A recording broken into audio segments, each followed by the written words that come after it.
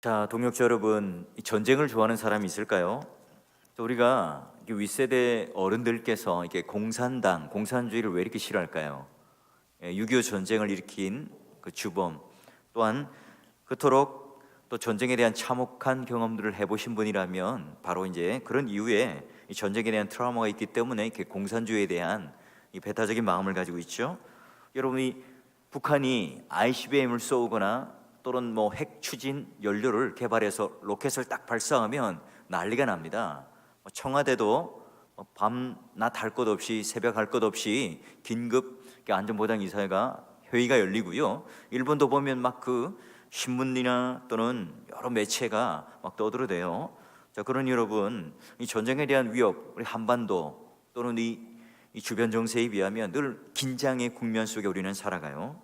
자, 오늘 이 역사 속에 이스라엘은 이 블레셋으로부터 굉장히 괴롭힘을 당했습니다. 자, 여기도 보면 오늘 이 말씀의 15절, 18절, 19절, 20절에 딱 보면 블레셋 사람이 쳐들어오는데 다시, 그 후에 다시, 또다시 또 네 번이나 연거푸 계속해서 그들을 괴롭혀요. 그러니 여러분, 국가적으로 이 블레셋은 굉장히 오랜 동안 가슴앓이였습니다. 자, 첫 번에 쳐서 죽였어요. 골리앗이 코가 납작하게 되도록 그의 목이 잘려 나갈 정도로 대승을 거두었습니다. 그럼 블레셋에 안 덤벼야 되는데 또 조금만 시간이 지나면 이스라엘을 잡아먹으려고 침공을 해요. 또 전쟁에 이기면 또 다시 또 쳐들어오죠. 여러분, 블레셋이 여러 번 쳐들어왔다. 우리가 그냥 글자로 쓱 읽고 지나가면 아무 상관없지만 당하는 입장에서 한번 생각해 볼까요? 블레셋이 나보다 강해요. 이스라엘 백성들보다 훨씬 강한 철제 무기를 가진, 그야말로 군사 조직도 잘 돼 있고요. 또한 가나안 5개 나라의 연합으로 딱 이루어져 가지고요. 우리 한번 싸우자 이러면 그들의 주특기, 그들의 은사, 그들이 좋아하는 아주 호전적인 민족이었기 때문에 늘 이 이스라엘 백성들을 괴롭혀요. 여러분, 그런데 계속해서 쳐들어오는 이 블레셋과 함께 전쟁하면서 이 다윗은, 이스라엘 백성들은 어떻게 승리할 수 있었을까? 우리가 사무엘하 21장의 이 뒷부분의 이야기를 읽으면서 과연 어떤 의미가 있을까? 어떤 구속사적인 의미가 우리에게 있을까? 왜 이런 이야기가 붙었을까? 하는 의문이 들죠. 지난주 제가 공예배에 말씀드렸듯이 사무엘하 21장부터 24장까지는 시간적 순서가 아니라 저자의 의도에 따라 배열이 되어 있는 그런 특별한 의도가 묻어있는 그런 하나의 배열이라고 그랬죠. 여러분, 다윗이 이제 정권을 누구에게 물려줍니까? 솔로몬 왕에게 물려주기 딱 직전에 마지막 21장부터 24장까지의 그 이야기를 통해 통합왕으로, 역사적으로 내가 어떻게 매듭짓고 너에게 이런 중요한 역사적인 의미와 이스라엘 나라의 의미를 내가 말해주려고 한다 하는 의미로 21장부터 24장까지가 이렇게 배열되어 있어요. 그림을 한번 더 확인해 보면 좀 자세히 설명할게요. 자, 먼저 사울의 범죄와 그에 대한 속죄, 뭐죠? 기브온 족속을 말살한 것, 하나님의 언약을 깬 것, 거기에 대해서 다윗이 대신 용서를 빌고 속죄를 하죠. 자, 그리고 제일 마지막에 이야기가 뭐냐면 다윗이 교만하여서 계수를 하죠. 군대를 계수해서 하나님이 아니라 내가 이스라엘 왕이야, 그 교만함을 이제 하나님 앞에 나타내었다가 얻어맞고 속죄를 해요. 자, 그 사이에 감싸고 있는 게 이제 그 영웅들의 명단이 나오고 그들의 업적이 나와요. 또 마지막 23장에도 보면 3명의 다윗의 아주 이렇게 가까이에 있는 수하들의 용사가 나오고요. 그 중간에 다윗의 찬송시와 또 다윗이 마지막으로 유언처럼 하는 그 예언의 시를, 메시아에 대한 예언의 시를 담고 있어요. 자, 이렇게 배열하는 이유가 뭘까요? 아하, 이 사울 왕조가 패망한 것은 이 다윗의 힘으로 누른 것이 아니라 하나님의 뜻이었다 하는 것을 가르쳐줘요. 이 다윗 왕조를 향해서 반역했던 압살롬, 세바 이런 친구들은 이 다윗 왕이라고는 인간 왕을 무너뜨리는 게 아니라 이스라엘 나라를 정복한 게 아니라 바로 하나님과 맺었던 그 언약을 깨는 행위였고 하나님께 의도적으로 반역하는 행위였다. 그래서 그들은 심판받았다는 것을 보여줘요. 다윗을 배반하는 것은 하나님을 저항하는 행동이란다. 이스라엘의 진짜 왕이 누굴까? 다윗? 아니야. 바로 내가 아니고 하나님이란다. 진짜 이스라엘 왕은 바로 하나님이시란다. 이걸 지금 가르쳐 주려고 하는 목적으로 21장부터 24장까지가 배열되어 있어요. 자, 그러면 다윗이라는 인물 어때요? 전쟁으로 그는 딱 등용합니다. 시골에 저 베들레헴 목동으로 있다가 도시락 싸들고 형들에게 안부를 물으러 갔다가 골리앗과의 그 전쟁 속에서 어떻게 해요? 불쑥 나오죠. 그래서 골리앗을 쳐부수고 그는 군대 장관으로 임명되고요. 그야말로 변방에서 바로 왕가 가운데 그런 정가의 중심으로 쑥 들어옵니다. 그리고 그는 항상 이 전쟁을 통해서 이웃나라 왕들 또는 권세가들로부터 인정받았습니다. 야, 다윗이 싸웠다면 무조건 승리하는 것이 백전백승이야. 그래, 다윗은 오늘날 우리의 이스라엘 통합왕으로 아주 적합한 사람이야. 그들은 인정해요. 자, 그런데 오늘 이 정작 사무엘하를 마지막 마감하면서 이 다윗 왕을 굉장히 용맹한 장수로 또는 상남자로 표현하면서 마치 용비어천가를 짓듯이 찬양하는 것으로 딱 좋게 마무리를 해야 되는데 어떻게 하죠? 자, 21장 15절 보니까 다윗이 피곤해요. 이 피곤하단 말, 성경이 굉장히 아주 이렇게 미화시켜 놓았는데요.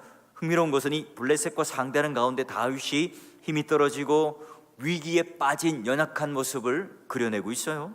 이때 여러분, 이 강한 모습이 아니라 약한 모습을 정직하게 드러내는 것, 비범한 용맹함, 이런 것들과 거리가 멀게 이 블레셋에게 쫓겨서 죽을 뻔한 나약한 이 모습을 그려내고 있어요. 자, 여러분, 오늘 이 이야기는 시간상으로 사무엘 8장에서 9장 정도의 이야기입니다. 사무엘하 8장에 어떤 일이 있었죠? 블레셋 사람들을 쳐서 항복을 받아요. 그때 친성이 뭡니까? 메덱 암마. 그 이름의 뜻이 뭐였습니까? 어머니의 성, 큰 성, 수도성. 자, 이걸 괴멸했단 말이에요. 그럼 이 이후로부터 문자적으로 블레셋이 이제 다윗을 건드리거나 이스라엘 나라를 쳐들어오지 않았다 하는 것으로 마무리되긴 합니다. 자, 그러면 오늘 끊임없이 블레셋이 쳐들어온다는 것은 어떤 의미일까요? 우리 성도 안에 일어나는 영적 전쟁을 말하죠. 우리가 영적인 희열을 얻었어요. 주일날 은혜를 받았습니다. 아니면 부흥회를 통해서 내가 마치 변화산에 있는 것처럼 큰 은혜를 받았습니다. 여러분, 이걸로 끝납니까? 아니죠. 남은 세월 우리는 계속해서 승리하며 살아갈 수 있는 게 아니에요. 블레셋이 또 쳐들어오고 또 쳐들어와요. 내 마음속에 오늘 그런 이 블레셋과 같은 존재가, 죄의 강력함들이 계속해서 다시 또다시 그 후에 밀려와요. 여러분, 현재를 살아가는데 이 팍팍하고 또 영적으로 가난한 사람들은 어떻게 삽니까? 과거를 회상하죠. 막 추억의 물레방아를 돌립니다.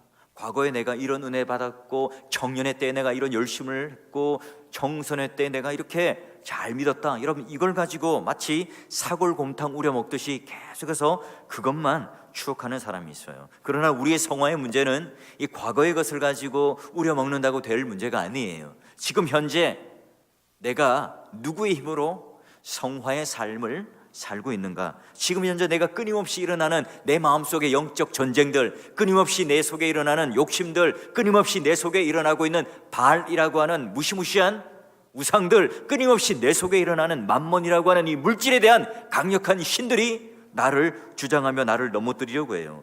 그러니 우리는 하루라도 긴장의 끈을 놓치고 살아갈 수 없는 존재들이죠. 조금만 방심하면요, 시대적인 이 급류가 휙 하고 몰고 와서 휩쓸어 가요.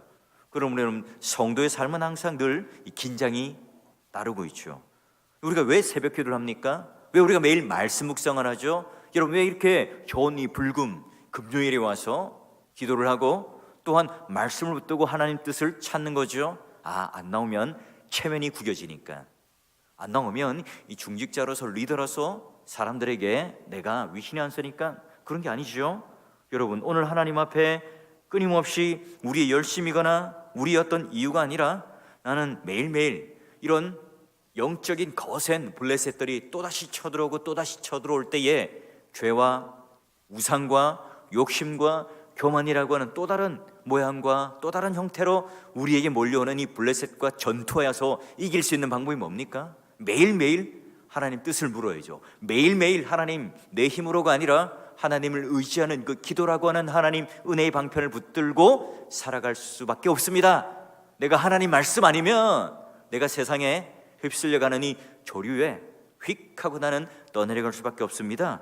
여러분, 이 고백을 하기에 우리는 지금 이 시간 세상 사람들이 볼 때는 가장 미련해 보이는 기도라는 도구, 세상 사람들이 볼 때는 가장 바보 같아 보이는 그 말씀을 붙들고 오늘 하루하루 살아가는 존재들이에요.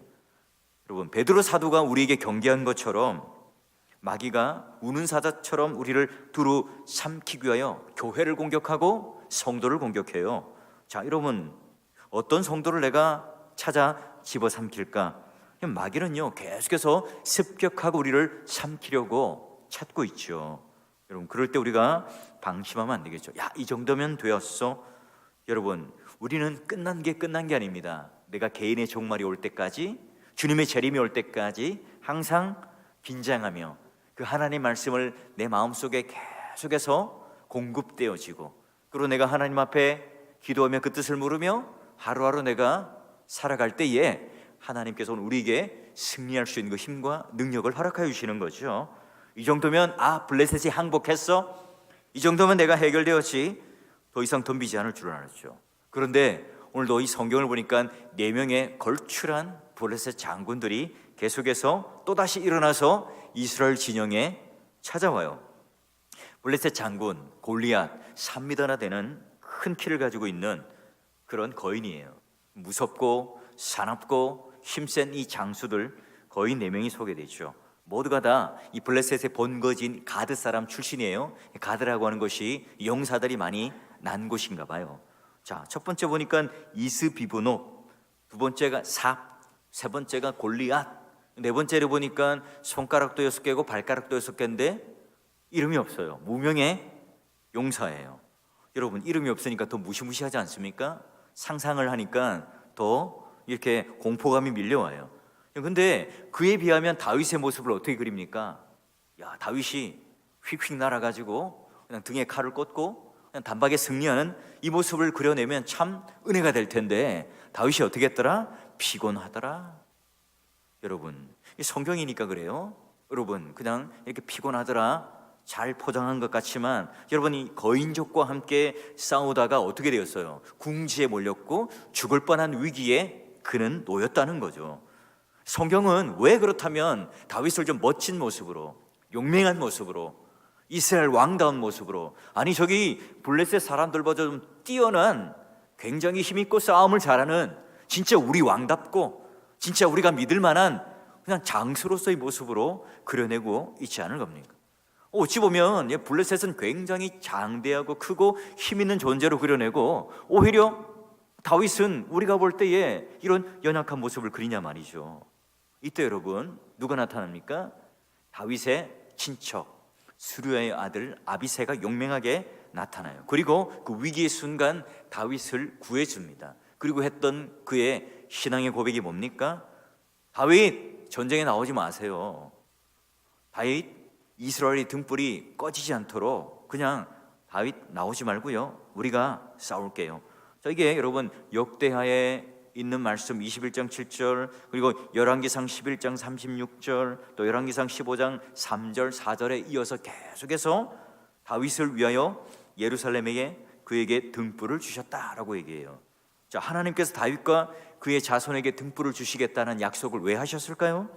바로 그 언약, 바로 이스라엘 자손이 여호와 하나님 앞에 예루살렘이 공격당할 때 마치 바람에 꺼지는 촛불처럼 늘 있지만 블레셋 군대가 쓰나미처럼 밀고 오고 폭풍우를 동반하여서 이 촛불을 꺼트리려고, 등불을 꺼트리려고 그렇게 애를 쓰지만 하나님께서 그 등불이 꺼지지 않도록 보존해 주시겠다, 하나님께서는 약속하시는 거죠.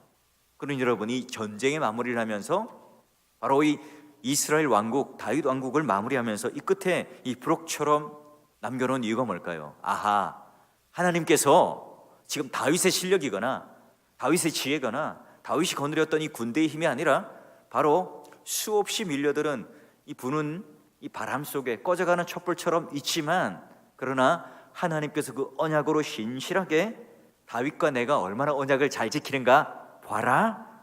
내가 그런 하나님이야.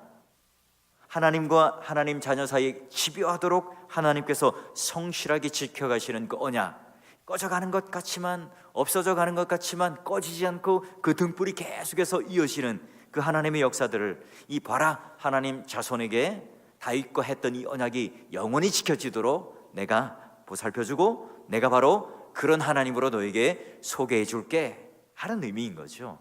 그러니 여러분, 오늘 이 다윗이 피곤하고 마치 풍전등화와 같은 그 위기 속에 있지만 오히려 그걸 통해서 누굴 더 드러내고 싶어하는 거죠? 하나님. 이건 다윗의 이야기가 아니라 하나님의 놀라운 구원의 이야기고, 하나님 나라에 내가 이야기를 너희들에게 소개해 줄 거야 하는 그 대조죠.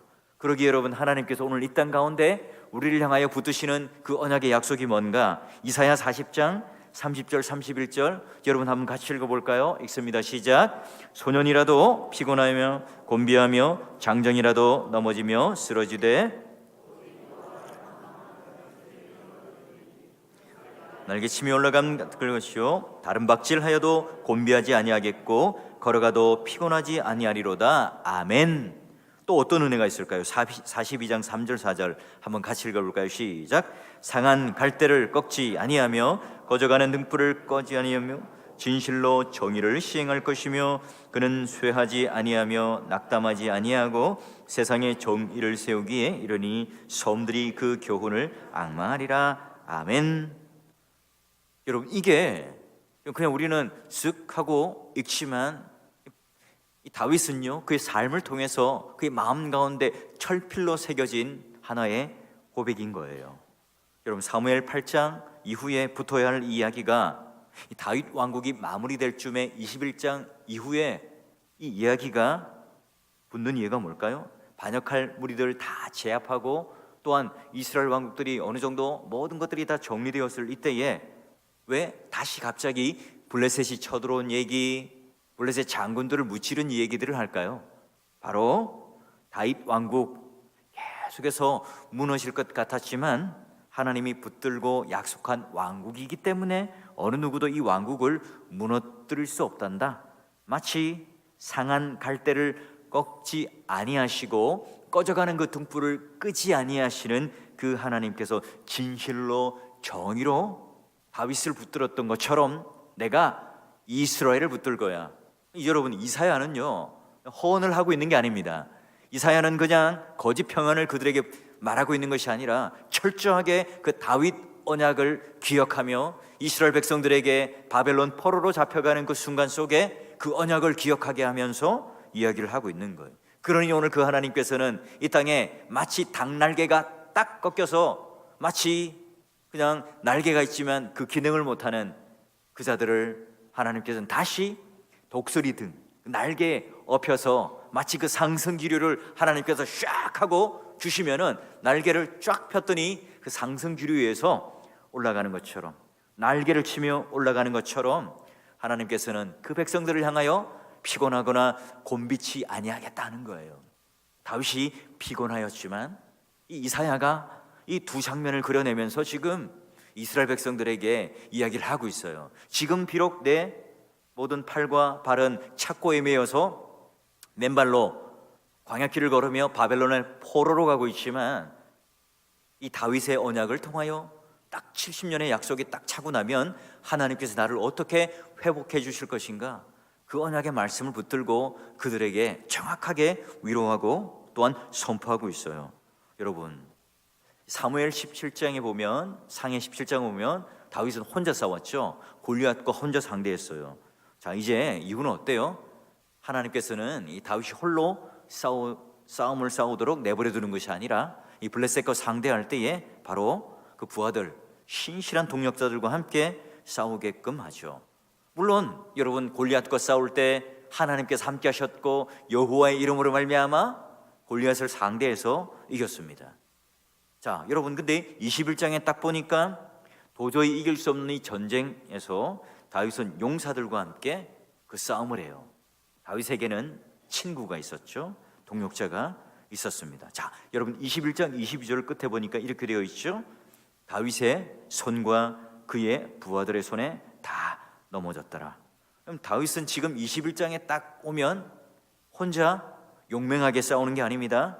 오히려 그는 연약하지만 오히려 용맹한 맹수들 또는 아둘람 이 굴에서부터 함께 동역했던 그 자들이 바로 지금 함께 동역하는 용장이고 또한 아주 훌륭한 장수예요. 여러분, 다윗의 피곤함, 다윗의 연약함을 누가 채워줍니까? 하나님이 직접 찾아오시거나 거룩한 천사가 와서 대신하여 함께해 주는 것이 아니에요. 바로 여기 아둘람 굴 영적인 파산자, 그리고 이 주류에 끼지 못했던 비주류의 사람들, 그리고 그 당시 도망다니고 또한 그 모든 사회 속에서 성공을 하지 못하고 실패했던 자들, 이 비류들이 모여 있었던 그 아둘람 굴의 공동체가 지금 뭐예요? 다윗과 함께 하나님 역사, 하나님 나라를 이루어가는 동력자가 되어서 하고 있다는 거죠. 여러분, 이 교회 일을 할 때 얼마든지 혼자 할 수 있겠지만 삼위 하나님께서는 어때요? 스스로 하시거나 그냥 거룩한 천사를 동원하시거나 하지 않고 꼭 우리를 통해서 일을 하세요. 여기 나오는 여러분, 이 다윗과 함께했던 용사의 명단, 이 아둘람 굴에 있었던 이 명단, 오늘 우리 모습 아닙니까? 여러분, 그 낙오자들 바로 하나님께서 우리와 함께 하시길 원하고요, 그걸 통해서 오늘 마지막 하나님께서 그 역사 이스라엘 왕국을 이뤄가시는 아주 중요한 그 명단이 되고 있는 거예요. 여러분, 4월 교회 안에 여러분 이 대구시 어디에 내놓아도 뒤지지 않을 우리 하는 좋은 교육자들이 오늘 우리 가운데 동역하고 있습니다. 또 우리 경청로의 산하 또 이쪽 지역에서도요, 어디도 뒤지지 않을 만큼 좋은 우리 장로님들을 모시고 당회원들이 구성되어 있죠. 영적인 실력들을 겸비한 분들입니다. 여러분, 그러기에 오늘 이 개혁교회라고 하는 신학 장로교 정치라고 하는 것은요, 우리 함께 회의를 하는 그런 공동체예요. 그래서 여러분, 하나님께서 다윗과 그의 손을 붙잡고 시작하신 싸움이고, 또 그 연약하고 피곤하지만 그 동력자들과 함께 용맹한 군사들과 함께 바로 완성하신 싸움이고 승리하신 싸움인 거예요. 근데 여러분, 참 재미있게도 하나님께서는 결국은 다윗 손을 붙들었고 동역자들의 손을 함께 붙들고 싸운 승리지만 우리들에게 잘했다고 칭찬을 하세요. 결국 성경은 우리 홀로가 아니라 바로 함께하는 어깨춤을 추는 동력의 역사였다는 거죠. 왜냐하면 원형이었던 삼위 하나님께서 인격적인 관계와 연합을 이룬 것처럼 오늘 우리에게도 바로 성부, 성자, 성령 하나님께서 창조와 구원의 사역을 온 힘을 다하여 함께 동력하신 그 그림처럼 오늘 우리들에게도 함께하는 그 동력의 원리를 우리에게 가르쳐 주세요. 한교 여러분, 담임 목사로서 가지는 중압감, 압박감, 여러분 저도 담임 목사가 되기 전에는 몰랐어요. 사실 뭐 지금도 다 아는 것은 아니죠. 여러분, 그냥 제자리에 서 있는 이중표처럼 비가 내리고 바람이 불고 태풍이 불고 비가 오나 눈이 오나 그 다 맞아내면서 묵묵히 뭐 하는 게 그냥 바른 길을 가르치고 있는 게 바로 이런 담임 목사의 자리고 목양의 자리인 거예요. 어쩌면 여러분, 우리는 너무나 멀리 가버린 교회의 모습 또는 이 개혁과 성경의 본질과는 다른 모습으로 가 있는 이 상황에서 여러분, 거인들, 블레셋 장수들이 즐비한 이 길, 모두가 다 넓은 길을 택하고 모두가 세상 사람들이 말하는 성공을 말하는 그런 길을 택할 때에 좁은 길을 가고 의롭고 바른 길을 간다는 그 힘겨운 싸움을 한다는 것은 결코 쉽지는 않죠. 그런 여러분, 오늘 좋은 교회의 동역자들과 함께 여러분, 담임 목사의 그런 부족함들, 교회 리더들의 연약하고 피곤함과 이 부족함들을 누가 채워주죠? 바로 우리 성도 여러분이 함께 동역하시면서 훌륭한 군대의 장관이 되어서 땅끝까지 복음을 증거하는데 바로 그 사역을 함께하라고 이 땅, 이 교회에 주신 사명이기도 하죠. 그러게 여러분, 우리는 늘 이 블레셋과 이 전쟁터에 던져진 연약하고 부족하고 피곤한 이 다윗의 모습처럼 우리는 매일매일 영적 전쟁터에 넘겨져요. 그럼 우리는 두려워할 것 없죠. 하나님이 우리와 함께 계시고 함께 웃고 함께 울고 즐거워하는 동력자들이 함께 있다는 사실 때문에 우리는 한 걸음 한 걸음 걸어나가는 삶 속에 용기를 가지고 나가요. 여러분, 사무엘 하를 보면서 저는요, 다윗을 바라보며 열등의식보다는요, 비교의식보다는 위로를 얻어요. 다윗도 나와 별반 다를 게 없구나. 아 그래, 난 다윗보다 좀 나아. 내가 무슨 바람을 폈어? 내가 무슨 살인을 했어? 그보다는 낫지. 여러분, 성경을 읽을 때 하나님 언약의 관점으로 보게 된다면 거울처럼 나를 바라보면서 확인할 때에 하나님이 다윗을 붙들고 하는 것은 다윗이 예쁘고 잘나고 조건이 있어서가 아니라 하나님께서 그에게 했던 이 언약을 손가락 걸며 하나님께서 했던 것을 지키시기 위하여 하나님이 그 열심을 내고 계신 거죠. 그러니 여러분, 오늘 이 몇 가지 정리해 보면 하나님 스스로 우리에게 진짜 이 새끼손가락을 딱 거시고 성실하게 그 약속을 지키시는 분이죠. 그러기 여러분, 창세기부터 그냥 사무엘 하까지만 딱 읽어보자고요. 이스라엘 백성들이 얼마나 패역의 길을 걷습니까? 얼마나 교만합니까? 얼마나 자기 중심, 자기 욕심에 기대어 살아가고 있습니까? 그럼에도 불구하고 하나님은 우리의 잘남과 우리의 못남 때문에 여기까지 이끌고 오시는 것이 아니라 하나님 그 언약의 성실성 때문에 요놈 하면서 끝까지 붙들고 지키시고 지금 여기까지고 우리를 이끌고 오세요. 역시 블레셋과 같은 매일매일 또한 피곤한 존재들을 만나게 되겠죠. 그러나 여러분, 오늘 이 세상적인 가치관, 내 안에 샘솟는 이 블레셋과 같은 수많은 어떤 어려움들, 여러분 이 상황 속에서도 하나님께서 끝까지 마지막까지 우리가 싸워야 할 이 적들, 하나님께서 은혜 주실 때에 그 적들을 능히 이기고, 또한 하나님께서 우리에게 주신 진짜 사역들, 선교, 전도, 연약한 교회와 함께 이 어깨동무를 하는 그 일들을 감당해낼 수 있어야 되겠죠.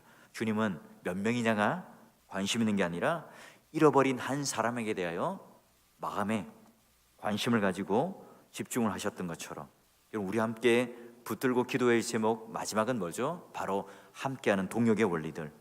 인격적인 하나님께서 우리를 함께 붙들고 가시길 원하셨던 것처럼, 우리의 손을 빌고 우리와 함께 동역하신 것처럼, 여러분 오늘 이 다윗이 훌륭한 그 군대의 장관들과 함께 동역을 해서 이 블레셋 전투에서 승리했던 것처럼 함께하는 거죠. 여러분, 목사가요 헌금을 강조하는 것도 나쁜 것이지만 전혀 헌금에 대한 얘기를 안 하는 것은 더 나쁜 것이라고 스펄전이 말했어요. 우리가 드리는 예물, 헌금 또는 헌신들이 어떤 의미가 있죠? 신앙의 고백이 첫째예요. 두 번째는 뭡니까? 함께하는 원리죠. 성도의 서로의 짐을 지는 겁니다. 여러분 왜 그래요? 바로 구약에 있었던 이 11조, 사실은요 따지고 보면 10의 2조 3조예요. 그래서 여러분, 하나님 앞에 이 그런 것들이 드려지는 헌물을 통해서 교회가 하나님 앞에 바르게 세워져 가고 풍성해져 가고 나눔이 있고 함께 서로가 세워져 가는 거죠. 왜 우리는 중직으로, 왜 우리는 하나님 앞에 리더자로 피택되고 그 일들을 감당하는 겁니까? 바로 이런 하나님 앞에 동력의 원리에 모범이 되어서 블레셋과의 전투, 세상과의 전투에 이길 수 있도록 최전방에 우리를 용사로, 군대 장관으로 삼아주셨기 때문이죠. 교회는 한 사람의 탁월함으로 이루어지는 것이 아닙니다. 언제나 그 한 사람의 탁월함을 가진 리더들도 연약하고 피곤해 있어요. 그러니 여러분, 뭔가 놀라운 능력을 가진 CEO가 제품을 팔아서 수많은 이익을 남겨내는 것처럼, 여러분 그렇게 이해한다면 교회가 아니라 바로 주식회사가 되겠죠.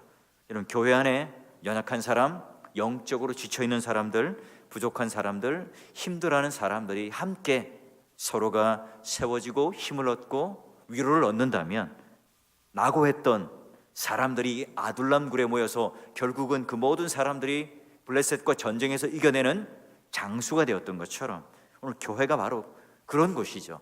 세상의 가치관에 푹 젖어 살다가 하나님을 모르는 존재로, 내가 이 비류와 같은, 비주류와 같은 이 존재로 살아가다가 내가 주일 공예배 때 하나님 말씀을 딱 듣고 내가 그 민감함에 그냥 머릿속에 갇혀진 박물관의 그 박제처럼 갇혀진 그런 하나님이 아니라 실제 하시는 하나님의 그 복음의 능력을 딱 믿고 하나님 앞에 내가 승리라는 게 무엇인지, 하나님께 받은 그 은혜가 무엇인지를 제대로 아는 것으로 하루하루 살아내는 것이 바로 오늘 하나님께서 우리에게 주신 놀라운 특권이라는 거예요.